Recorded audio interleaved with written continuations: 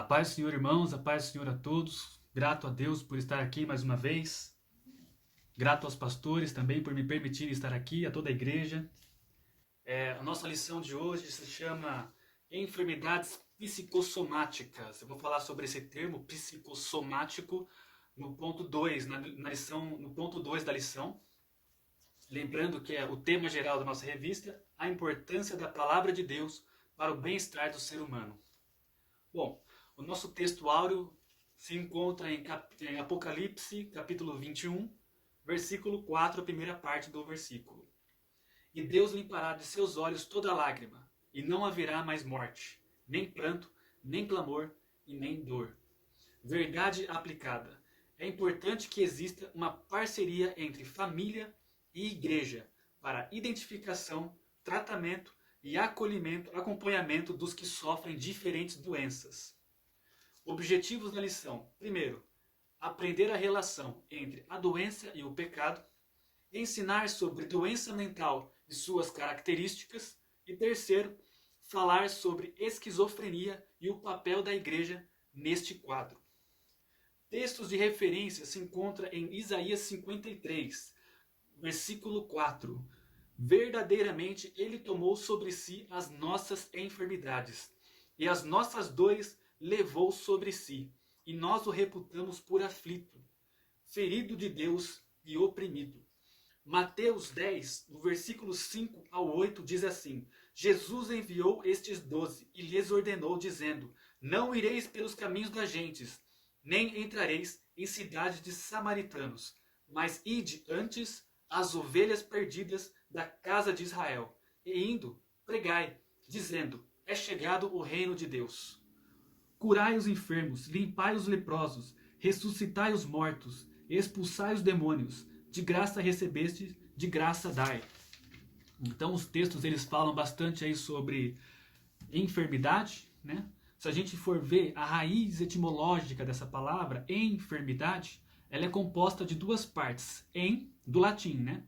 In, no caso, significa uma negação, mais fermidade, mais fermos, ou seja, firme, enfermos.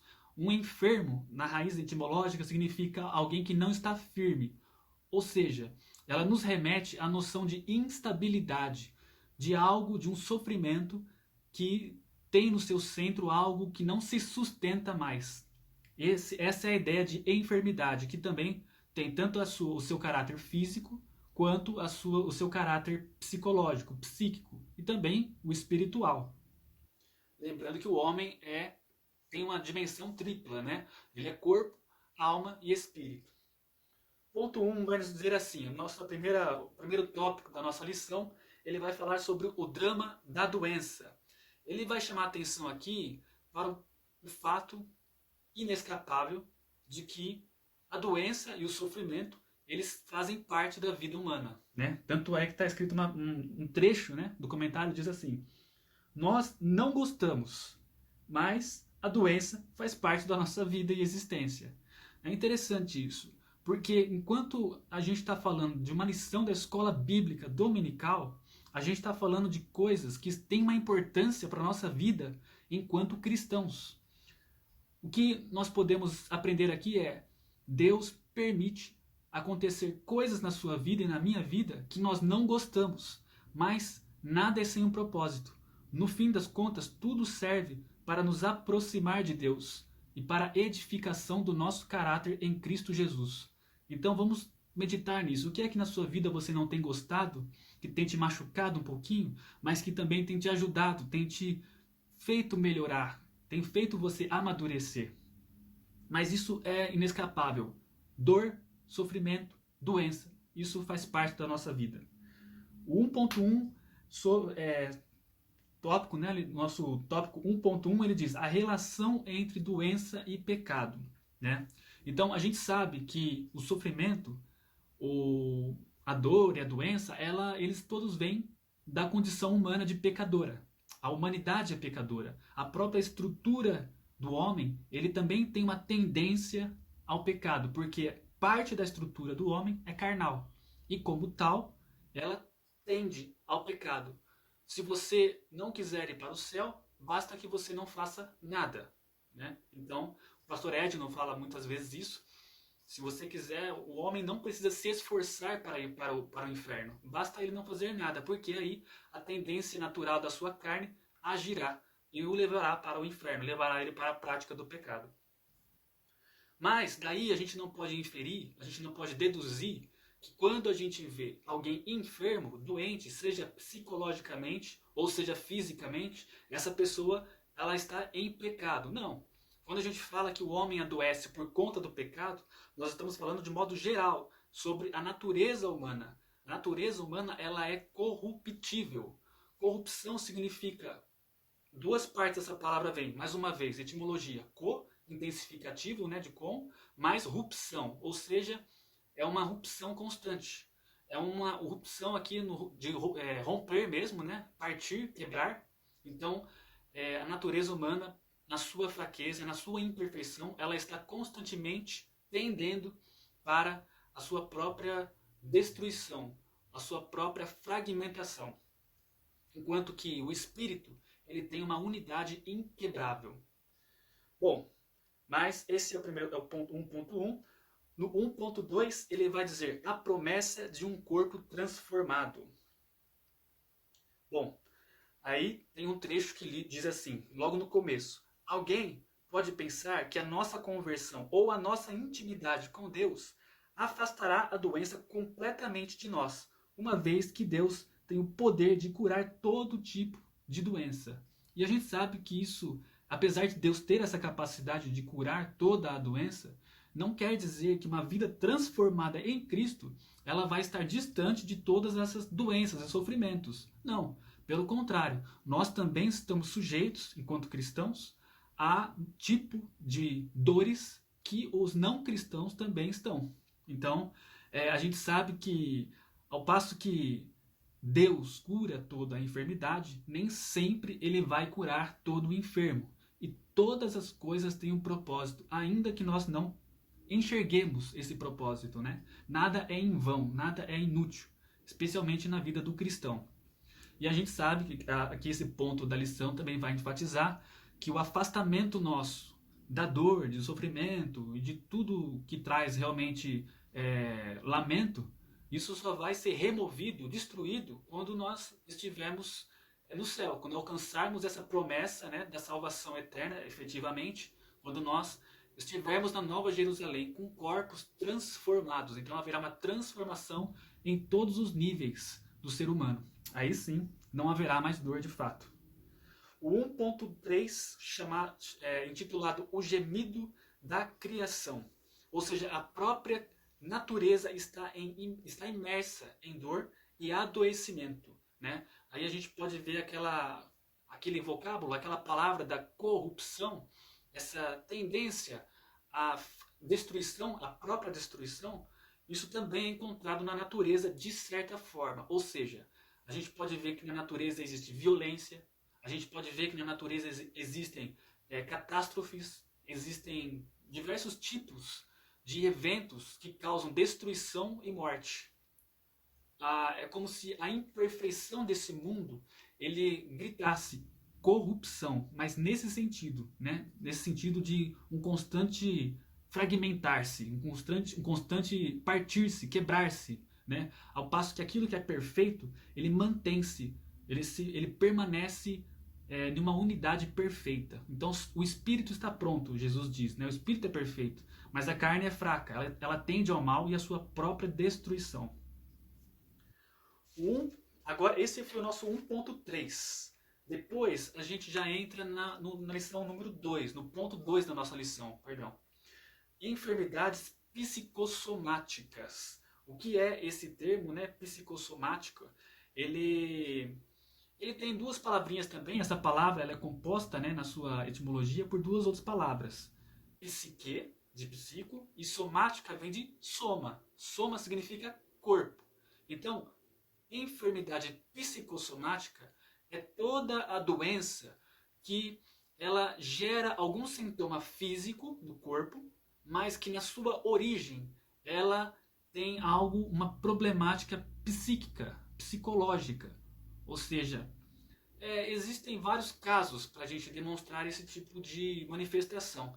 Existem casos simples, que não é exatamente uma enfermidade, mas que é uma manifestação psicossomática. Por exemplo, quando há uma palpitação no coração por conta de um pânico ou um medo qualquer. O que acontece aí? Palpitação nada mais é do que um sintoma físico, né, de ordem fisiológica, mas que no fundo, né, ele então está intimamente ligado na sua causa a um problema psíquico, a um sofrimento psíquico, melhor dizendo. É isso, psicossomático. O autor, pelo que eu vi, né, ele quis dar uma ênfase inicialmente nesses eventos psicossomáticos, mas ao longo da lição nós vemos que, na verdade, a temática mais predominante é justamente enfermidades psíquicas, de modo geral, as quais podem ter, então, dependendo de quais nós falamos, efeitos físicos, efeitos no soma, no corpo, efeitos somáticos, né? 2.1, a doença mental e o preconceito, né? Porque muitas vezes, eu vou ler uma parte da lição já, nós não somos, nós não compreendemos o nosso próprio sofrimento. Especialmente eu digo isso na área psicológica. Vou ler um trecho dessa lição e eu elaboro essa ideia. Cabe uma pergunta. Se aceitamos que alguém adoeça do fígado, do coração ou do rim, por que relutamos a aceitar que se possa adoecer da mente ou do cérebro? É bem verdade que hoje em dia é uma palavra mais aceitável em se tratando, pelo menos do domínio psíquico, não de doença, mas de transtorno, né? É uma palavra mais assim consensual. A palavra transtorno, porque a palavra doença ela remete muito justamente à condição biológica, né? E aí a psique, por ser uma ordem diferente, muitos vão preferir o termo transtorno em vez de doença. Então não é que não é uma doença mental, por exemplo, a depressão, mas é um transtorno psíquico. A diferença é que a própria natureza, né, vamos dizer assim, do adoecimento físico, ele é então de uma natureza diferente da natureza psíquica. Mas essa é uma questão um pouco mais técnica que não convém tanto nós entrarmos nela aqui. Mas é bom saber que existe essa diferença. E aí eu vou falar então a partir daqui de transtorno psíquico, tá bom? Mas enfim, eu estou chamando a atenção aqui para o fato de que muitas vezes no transtorno psíquico, apesar de ser um transtorno, também existe uma parte nossa, enquanto aquele que sofre desse transtorno, de quando você vai lidar com o seu transtorno. Você tem uma parte sua, do seu entendimento. Você está, então, sofrendo, porém, existe ainda uma atitude sua frente a esse sofrimento que vai lhe ajudar a sair dele.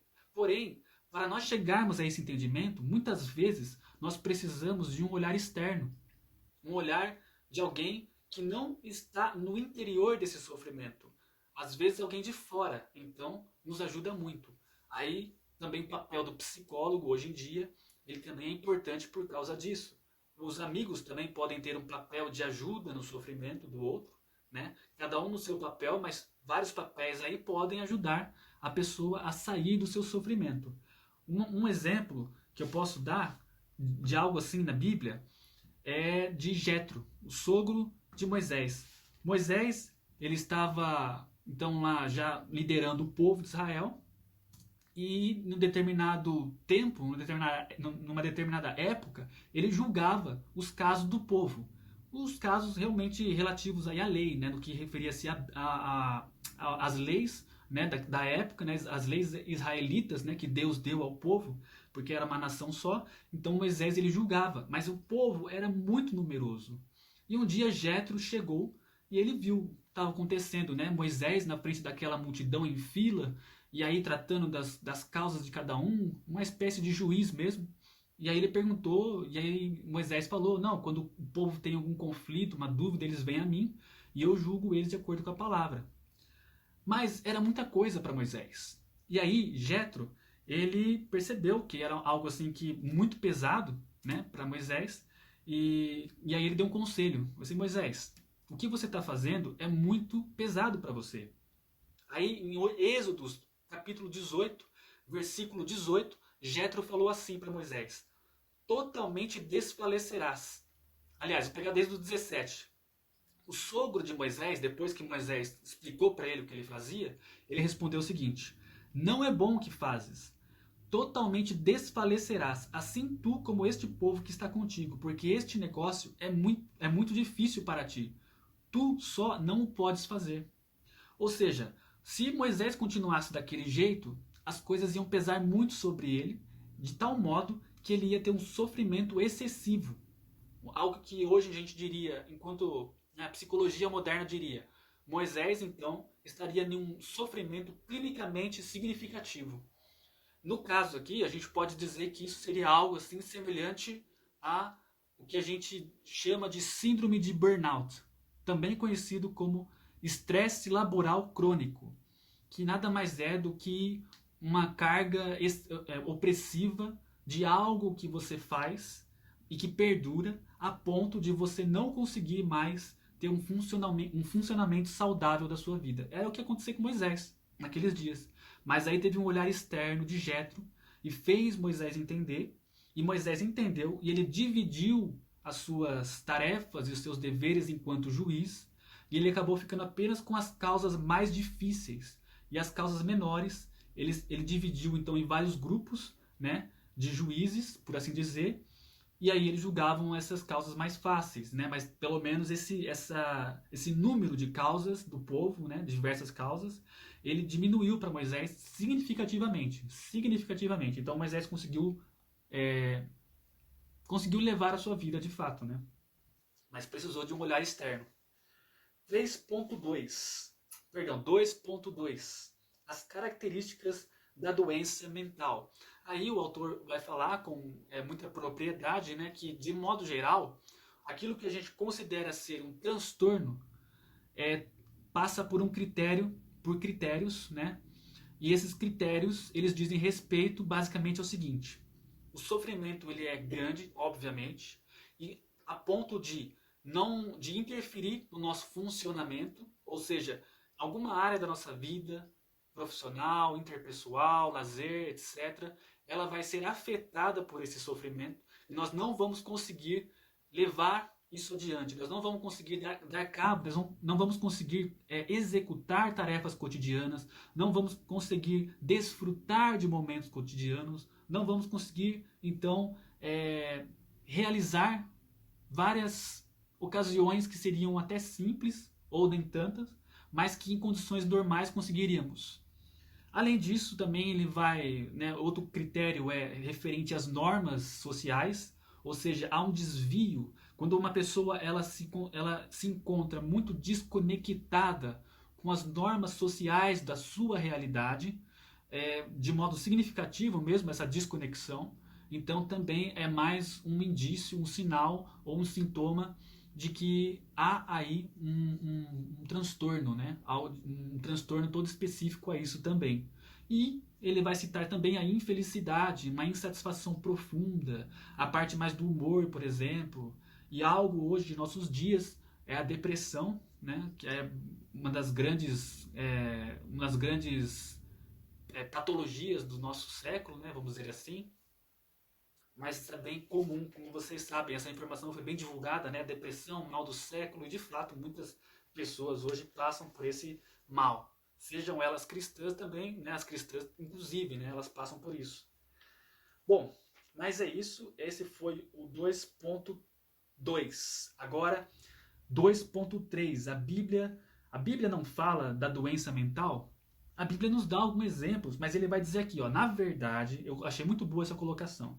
Na verdade, a Bíblia relata sobre diversas pessoas que vivenciaram dificuldades que envolviam também a mente. Eu achei muito prudente a forma que esse autor colocou, porque ele não está dizendo assim, olha, temos exemplos de transtornos mentais. Não, ele falou que existem eventos relatados na Bíblia que implicaram sim num sofrimento mental significativo devido às circunstâncias que estavam ali acontecendo. Então, aí ele menciona aqui Elias e Davi. Elias é um bom caso também, Davi também, mas eu vou me deter no exemplo de Elias. Os irmãos sabem, as irmãs sabem que Em determinado momento, Elias, pouco após demonstrar o poder de Deus, né, no monte, perante os profetas de Baal e também o povo de Israel, quando desceu o fogo sobre tudo aquilo que ele colocou ali, toda aquela água, naquela carne, o fogo até lambeu a água, e aí mataram todos os profetas, tá? Aí depois, quando Jezabel ficou sabendo disso, ela falou, olha, amanhã mesmo Elias vai estar morto, né? Eu acho que eu não lembro a expressão que ela usou, acho que os deuses me façam assim e outro tanto se amanhã, a tal horário, Elias não estiver morto. Então, Elias, quando soube dessa notícia, ele, ele pediu a morte, ele quis a morte, porque a angústia dele nesse momento foi muito grande, porque ele tinha uma ameaça de morte terrível, né, pela frente, porque Jezabel era uma mulher muito, assim, era muito cruel mesmo, né, o modo como eles queriam matar as pessoas ali. Ele se julgava sozinho entre os profetas. E ele também se deparou com uma enorme. Depois de todo aquele feito, né, aquele evento extraordinário, onde houve a demonstração do poder de Deus e a superioridade de Deus sobre os outros falsos deuses, os outros deuses que eram falsos, depois de tudo isso, parece que ele se defrontou com uma inutilidade, sabe? É como se esse grande feito, ao mesmo tempo, não tivesse tido um fruto sobre o reino de Israel. Então, essas três coisas, né? Esse tipo de decepção, a solidão que ele passava e a ameaça de morte terrível, elas já são suficientes para caracterizar uma circunstância de estresse gigantesco. E aí a ponto mesmo de até a gente compreender por que ele pediu a morte. Mas aqui há algo interessante, porque não se tratava exatamente de um transtorno, mas uma reação, de certa forma, proporcional ao evento que estava acontecendo. Porque o evento era de uma proporção horrível. Então a reação de Elias era compreensível, embora lógico, evidente, que entregar-se à morte não é uma reação esperada, né, de alguém também que está com Deus e tudo. Mas a morte, em alguns momentos da vida, mesmo do cristão, ela se torna tentadora. Isso é fato. Em alguns momentos, não na vida de todos, mas pode ser sim que o sofrimento de alguém chegue a um ponto onde a morte seja tentadora, embora nunca, lógico, a resposta ou o caminho certo, viável, enfim. Mas por que esse exemplo é bom? Porque ele também nos diz o seguinte, ele nos diz algo sobre a realidade de hoje em dia. Muitas vezes a pessoa que passa por um transtorno psíquico, esse transtorno psíquico ele não é algo que eclodiu, que surgiu, que emergiu dentro da pessoa, do seu interior, por assim dizer, espontaneamente. Não, geralmente ele é desencadeado, pense aí numa depressão, ela é desencadeada a partir de um evento ou vários eventos, ou ainda eventos não identificáveis, né?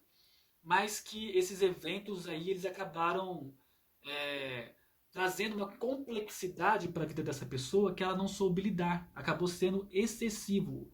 A opressão dessa complexidade acabou sendo demais para essa pessoa. Vou dar um exemplo, né, hipotético aí. Pense numa pessoa que perdeu entes queridos,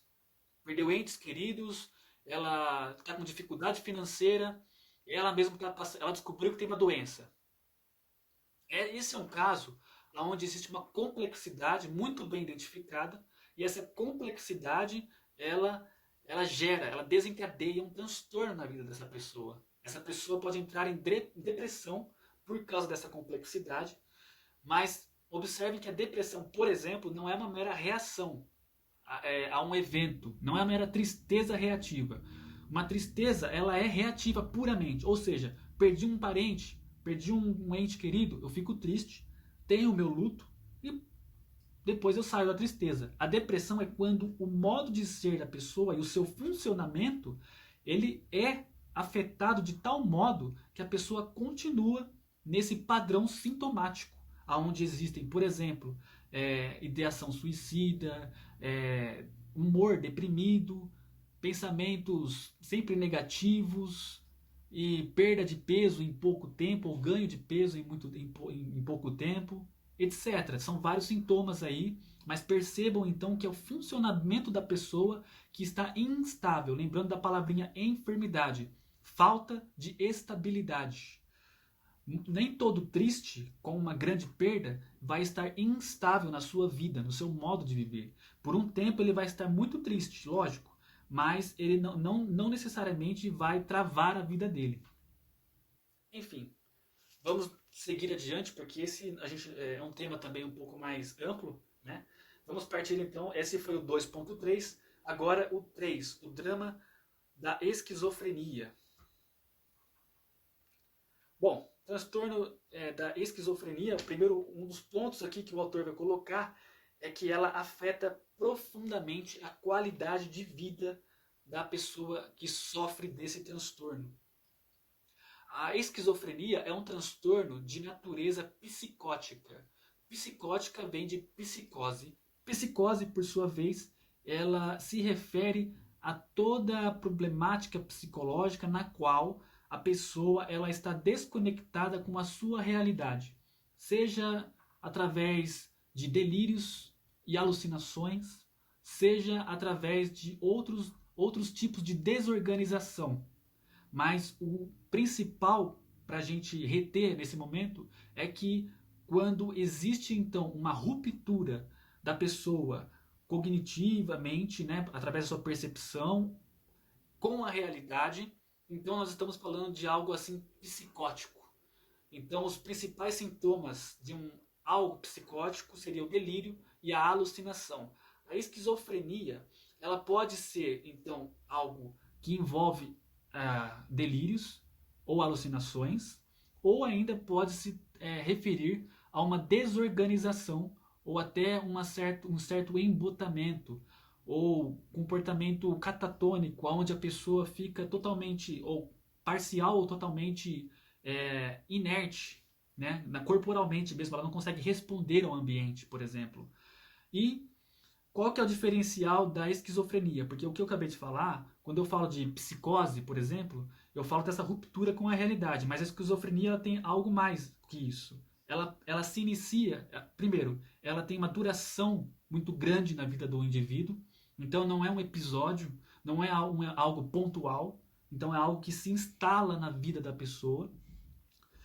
E também outra coisa observável é que em alguma área da vida dessa pessoa ela ficou muito abaixo mesmo daquilo que é esperado dela. Por exemplo, pense aí em metas na parte profissional, na parte interpessoal, na parte cognitiva. Em alguma área você vai descobrir que essa pessoa ficou muito aquém do esperado, muito mesmo assim. E quando a gente soma isso a outros fatores como manifestação de sintomas psicóticos no fim da adolescência ou na vida adulta, e aí há outros tipos, né, também de sintomas, como algum tipo de desorganização. Quando a gente soma isso tudo, mas com essa duração, a gente pode falar de esquizofrenia. É muito sério esse problema, de fato, né, uma das mais graves, como o autor também coloca. Mas aí ele vai falar assim, ó, a esquizofrenia no 3.1, ela nem sempre foi chamada assim, de esquizofrenia. Ó, inicialmente ela foi chamada de demência precoce, pois pensava-se que era um tipo de senilidade. Então a gente fica, é outra coisa para nós meditarmos, né? Ao passo que a esquizofrenia na literatura é algo recente, na história da humanidade ela nem sempre foi identificável como tal. Então, isso vale para muitos outros transtornos, né? Que ocorriam na antiguidade, por exemplo, mas nós não temos nota porque elas não foram adequadamente descritas, porque não se tinha conhecimento delas, pelo menos não conhecimento sistemático moderno como hoje. Bom, 3.1, e aí a gente vai falar quando surge a esquizofrenia. 3.2. Quando a gente fala de surgimento de uma doença, ele está falando aqui de quando ela começa a se manifestar mesmo. Mas só para comentar um pouco sobre a etiologia, ou seja, as causas da esquizofrenia, algo se aplica aqui como a muitos outros transtornos. É difícil falar em causa, mas em uma expressão mais usada ou adequada seria fatores de risco.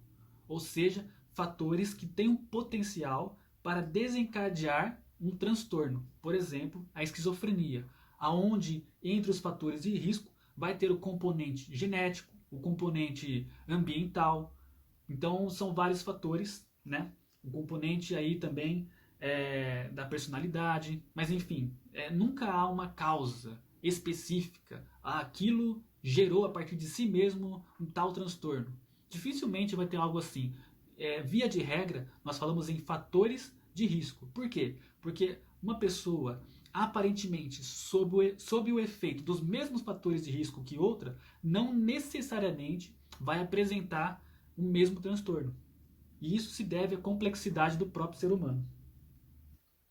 Bom, ela surge, como o autor vai falar aqui, ó, começo da vida, no final da adolescência e no começo da vida adulta, entre 16 a 30 anos aproximadamente. O comum também é que a partir dos 20 anos até os 30 ela se manifeste também, mas de fato já no final da adolescência ela pode se manifestar. 3.3 A igreja diante da esquizofrenia.